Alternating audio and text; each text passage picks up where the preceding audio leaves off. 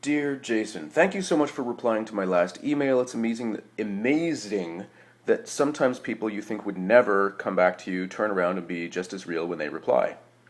For those of you who have no idea what the fuck that meant, this was actually two guys in England who had written me a letter about something completely different, and I just answered them back, and they sent me this beautiful letter. I love it when you guys send me emails that aren't even questions, because I really love to interact with people out there who kind of get what it is that I'm doing and share all of my fucked up loves and dislikes and all of that shit. But anyway, so he keeps going. And just on the subject of V for Vendetta, that I talked about how it was a gay movie that didn't suck, and then explained that V for Vendetta is a gay movie because it's about how they were rounding up gay people so they could invent this, and it's the lead character's gay even though they don't really come right out and say it. You just have to kind of watch all this stuff and then you figure out, oh, so he's one of the gay people that got rounded up. Anyway, so. Then he asks me what I think of Brokeback Mountain and Philadelphia. And you know what's really funny about Brokeback Mountain and Philadelphia is that they fall into a category that I would also drop In and Out and the Birdcage into this category, which is gay movies for straight people. Which is that they're movies that didn't necessarily appeal to a gay audience. Obviously, the gay audience liked Brokeback Mountain in some cases. I thought it was a really nicely done movie, but I get so sick and... Oh, by the way, spoiler alert. Like, major, major, major spoiler alert. If you haven't seen the movies that I'm talking about, just, shut it off right now. I didn't like Brokeback Mountain because I'm sick and fucking tired of watching movies where the gay guy is miserable for the entire fucking thing and then dies at the end. We've seen it way too many times. It's like a Hollywood staple that goes back to, the 50s.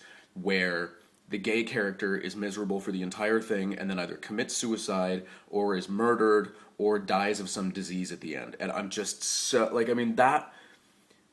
that was the role models that we all had. I mean, people are wondering why gay teenagers are killing themselves left, right, and center.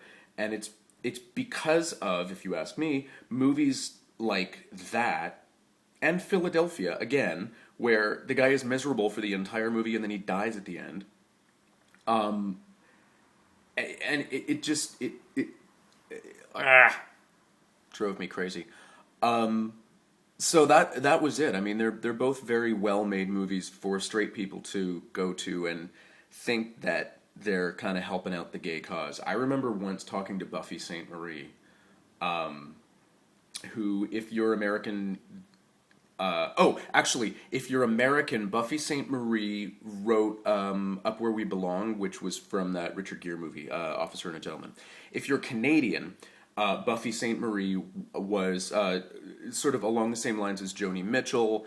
She was a native Canadian folk singer and artist. She's fantastic. I love her. I think she's amazing. She's one of our national treasures. She did, in fact, win an Oscar for Up Where We Belong.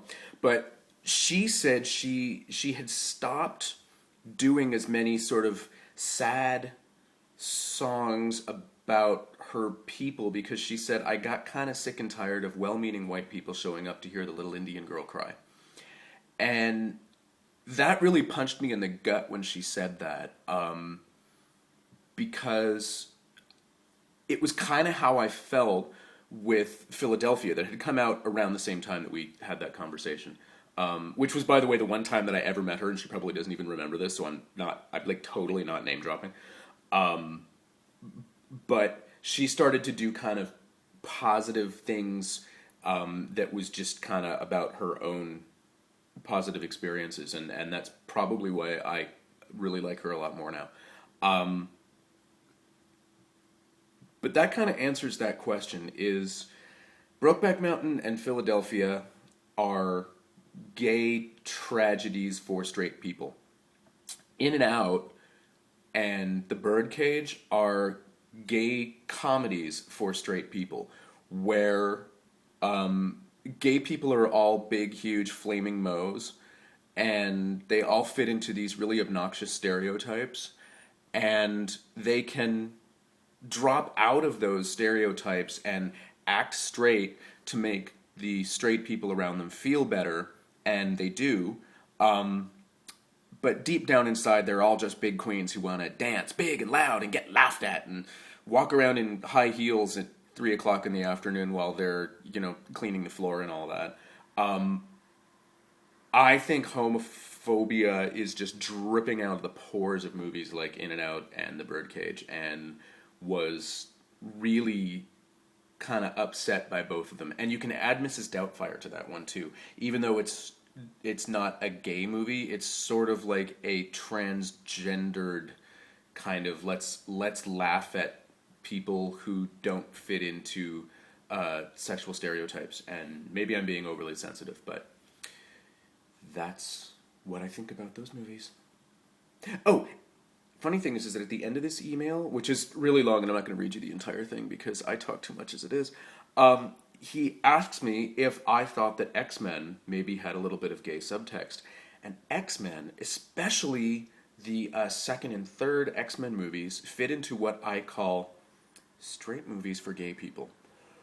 Which basically means that these are gay movies about gay people that they actually managed to sneak past a straight audience who thought that they were just going to see a superhero movie. Especially the third and second of the two X-Men movies. Not at all in the Wolverine movie itself, although watching Hugh Jackman run around naked, was kind of hot. But if you think of being a mutant as an allegory for being gay, it's so clear. Coming out to your parents as a mutant and having them say, well, have you tried not being a mutant? It's a way that they were born, but they didn't really know until they were teenagers. It's something that other people fear. It's something that they themselves don't want. It's something that the non-mutant people are trying to cure. It's something that even some of the mutants would like to cure. And then, of course, the fantastic question that gets asked of Rebecca Romaine, which I love her, and she, it's the blue guy, asks her, you can just fit in and look like everybody else, so why don't you? And she looks at him and she goes, because I shouldn't have to. So there's my answer. Holy shit, I've been talking for 8 minutes. God, I'm long-winded. Keep asking me questions.